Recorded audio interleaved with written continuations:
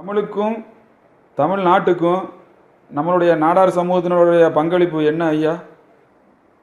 அதாவது தமிழுக்குன்னு சொன்னால் தமிழ்நாட்டில் நடந்த முக்கியமானது என்னென்னா சுதந்திர போராட்டங்கிறது சில பேர் 200 வருஷத்துக்கு முன்னால் அவங்க பாளையக்காரங்கள் ஜமீன்தார்கள் போராடினதெல்லாம் இன்றைக்கி சொல்லிகிட்டு இருக்காங்க. அது அவங்க ஏரியாவை பாதுகாத்துக்கிட்டுறதுக்காகவும் அவங்க வரி கொடுக்காம தன்னை வெள்ளைக்காரனுக்கு வரி கொடுக்காம தவிர்க்கிறதுக்காகவும் அவங்களுடைய நிலப்பகுதிகளை அந்த ஜமீன்தார்களுடைய பகுதிகளை பாதுகாக்கிறதுக்காகவும் நடத்தப்பட்ட ஒரு போராட்டம். அதை முழு சுதந்திர போராட்டமாக நம்ம சொல்ல முடியாது. முழுமையான சுதந்திர போராட்டம்னா எப்போன்னா அது காந்தியடிகள் அவர் காலகட்டங்களில் அது மக்கள் போராட்டமாக மக்களுடைய ஒரு போராட்டமாக சுதந்திர போராட்டம் அது எழுச்சி வரும்போது தான் அதுதான் உண்மையான சுதந்திர போராட்டம். அப்போ அதில் தென்பகுதி நாடார்களுடைய பங்களிப்பு பெரிய அளவில் இருந்தது. நிறைய பேர் இருந்திருக்காங்க. குறிப்பாக தமிழ்நாட்டில் அந்த சுதந்திர போராட்ட காலத்தில் வெள்ளைக்காரர அந்த போராட்ட காலத்தில் 2 வெள்ளைக்காரர் தான் கொல்லப்பட்டிருக்காங்க. ஒன்று மணியாச்சியில் வாஞ்சி வாஞ்சி ஐயரால் கொல்லப்பட்ட ஆஷ்துரை.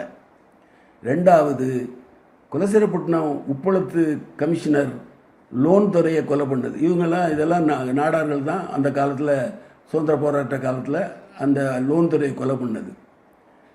அப்படி சுதந்திர போராட்டத்திலையும் ஒரு பெரிய பங்களிப்பை செய்தவங்க இந்த நாடார்கள். தென்பகுதியில் இருக்கிற குறிப்பாக தென் மாவட்டங்களில் பெரிய அளவில் சுதந்திர போராட்டத்தில் பங்கெடுத்துக்கிட்டாங்க.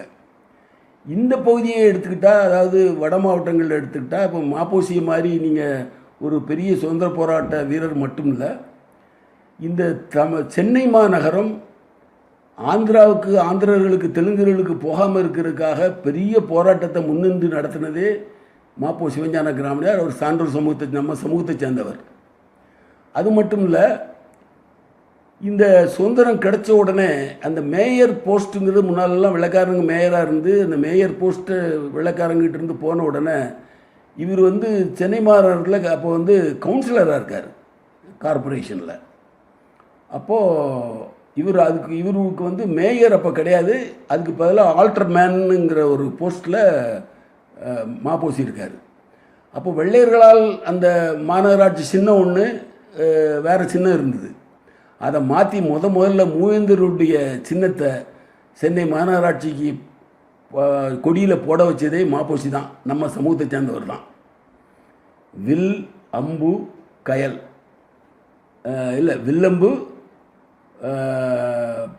புலி கயல், இந்த சேர சோழ பாண்டியருடைய சின்னத்தை அவர் தான் பதிய வச்சது அவர் தான். அப்புறம் அதாவது தமிழுக்கு செய்த சேவைனா தமிழ் ஆர்வத்தை நாம் தமிழர் இயக்கம் ஆயத்தனார் இருந்தார். அவர் நாம் தமிழர் இயக்கத்துக்கும் சின்னத்தில் மூவேந்தர் சின்னத்தை தான் வச்சார் அவருடைய கொடிக்கு. மாப்போசி தமிழரசு கழகம்னு ஒரு கட்சி வச்சார். தமிழ்னு பேரை வச்சு தமிழரசு கழகம்னு வச்சார். அதுலேயும் அவர் மூவேந்தருடைய சின்னத்தை தான் தன்னுடைய கொடியில் வச்சுருந்தார். அப்படி இப்போ இந்த எல்லை போராட்டங்கள்லேயும் நாடார்கள் ரொம்ப முன்னிலை வைத்து, அதே மாதிரி நாஞ்சில் நாடு தமிழ்நாட்டோட சேர்றதுக்கு போராடினதும் நாடார்கள் தான். மார்ஷல் நேசமணி, தானலிங்க நாடார், இன்னும் நிறைய சிதம்பரம் நாடார், இப்படி நிறைய நாடார்கள் போராடி தான் அந்த நாஞ்சில் பகுதியை மீட்க முடிஞ்சுது, தமிழ்நாட்டோட சேர்க்க முடிஞ்சுது. தமிழ்நாடுன்னு பேர் வைக்கிறதுக்கு ஒரு பெரிய உண்ணாவிரதம் இருந்து தமிழ்நாடுன்னு பேர் சுட்டணும்னு சொல்லி உண்ணாவிரந்து செத்ததே ஒரு தமிழர், ஒரு நாடார், சங்கரலிங்கனார். இப்படி தமிழுக்காக தமிழ்நாட்டுக்காக அந்த தமிழ் உணர்வோடு செயல்பட்டவங்க நாடார் சமூகத்தில் நிறைய பேர் உண்டு. அது பெரிய நீண்ட வரலாறாக இதாக சொல்ல வேண்டியது இருக்கும். அதனால நான் இதோடு முடிக்கிறேன். அதை